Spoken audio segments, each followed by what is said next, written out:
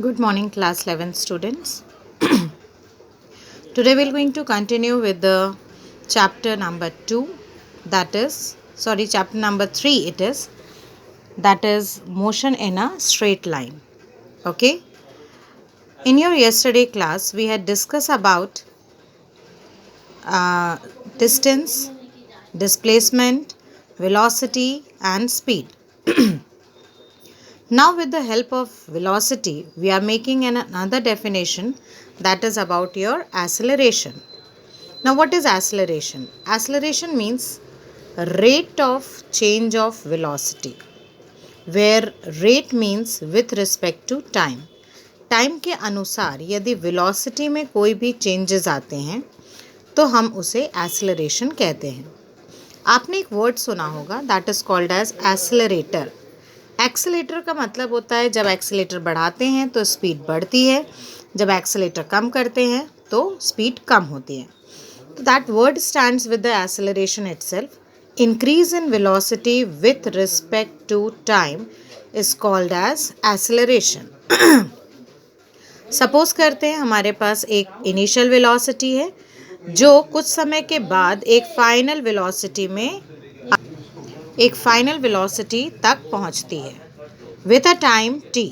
सो हमारे लिए initial velocity u है और फाइनल वेलोसिटी v है, जिसको बदलने में टाइम लगा t. Hence the formula becomes a is equals to v minus u upon t. Velocity की यूनिट होती है मीटर पर सेकेंड और टाइम हम अगेन सेकेंड में यदि रिस्पेक्ट के लेते हैं तो ये सेकेंड भी ऊपर आ जाएगा and it will become metre per second square. So hence the unit of acceleration becomes metre per second square. Acceleration का ऑपोजिट होता है रिटार्डेशन. रिटार्डेशन का मतलब होता है decrease in velocity with respect to time. Suppose करते हैं कि एक सर्टेन वेलोसिटी हमारी गाड़ी की चल रही थी और वो कुछ समय के बाद धीरे धीरे कम हो रही है, तो when it is reducing then it is called as retardation और डेसेलरेशन.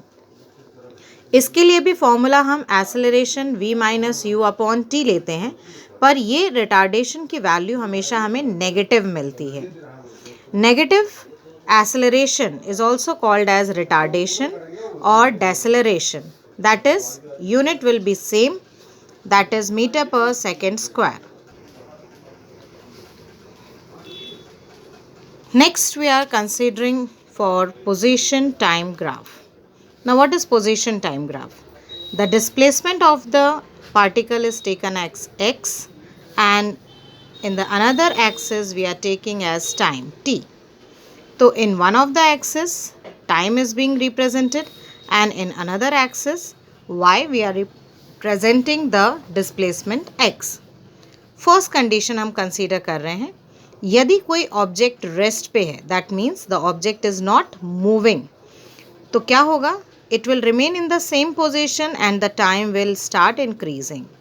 टाइम बढ़ता जाएगा पर पोजीशन वही है.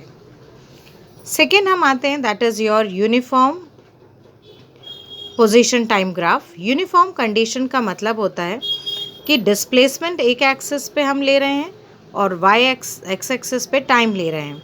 तो टाइम और डिस्प्लेसमेंट यदि एक जैसा हो रहा है, जैसे जैसे डिस्प्लेसमेंट हो रहा है वैसे वैसे टाइम हो रहा है, जैसे जैसे डिस्प्लेसमेंट बढ़ता जा रहा है वैसे वैसे टाइम बढ़ता जा रहा है, तो if it is increasing in a straight line with a slope then it is called as uniform graph.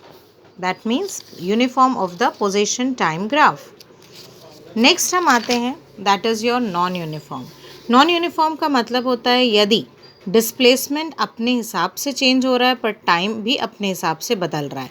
That means there is no coordination between the position of the particle और the body with the time, then it is called as non uniform.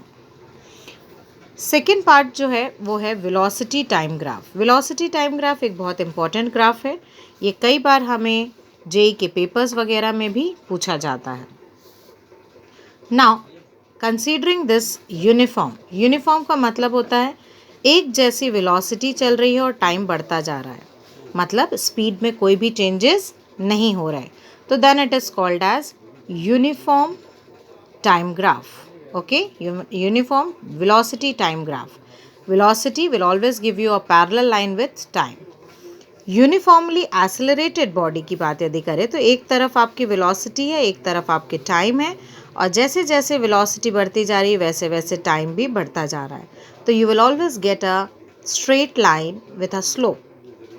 Non uniform irregular होता है, वो कुछ भी हो सकता है, down curve होता है, अप कर्व होता है, कुछ भी हो सकता है. दैट मीन्स टाइम और वेलोसिटी दोनों का कोई भी तालमेल नहीं है. वेलोसिटी टाइम ग्राफ और पोजीशन टाइम ग्राफ हमें हेल्प करते हैं कि बॉडी किस तरह चल रही है दोनों एक्सिस के तहत.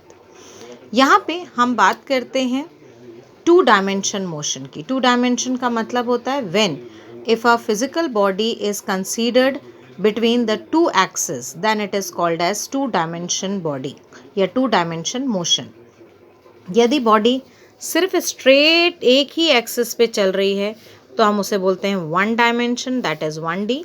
यदि कोई पार्टिकल एक्स और वाई एक्सिस के रिस्पेक्ट में कहीं पे भी पोजीशन ले रहा है तो एक्स के रिस्पेक्ट में वो कितना है और वाई के रिस्पेक्ट में कितना है, तब हम उसे बोलते हैं 2 डायमेंशन रिलेशन.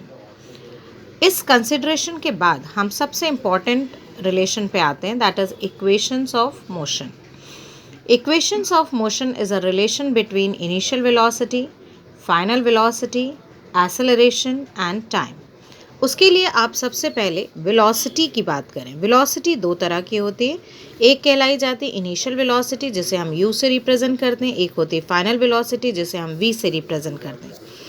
जब कोई बॉडी अपनी स्टार्टिंग पॉइंट पे रहती है तब हम उसकी जो वेलोसिटी नापते हैं वो इनिशियल कहलाती है.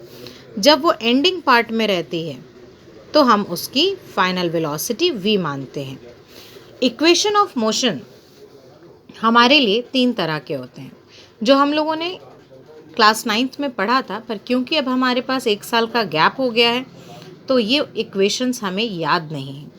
बेसिकली CBSE बोर्ड में तो काफ़ी हद तक इसको कराया है और इनके डेरिवेशंस भी थे, पर MP बोर्ड में इनके यूज़ और डेरिवेशंस बहुत रेयर हुए हैं. So the first equation is about your velocity. v is equals to u plus at, that is final velocity is equals to initial velocity plus acceleration into time. Second is your s. S doesn't stands for speed, it stands for distance. Total distance covered by a body is called as s, that is your either distance or displacement. S is equals to ut plus half at square. Total distance of a body is always equals to initial velocity into time plus half acceleration into time square. Third and last equation is your v square is equals to u square plus 2as. Final velocity square is equals to initial velocity square plus 2 acceleration into total displacement or distance.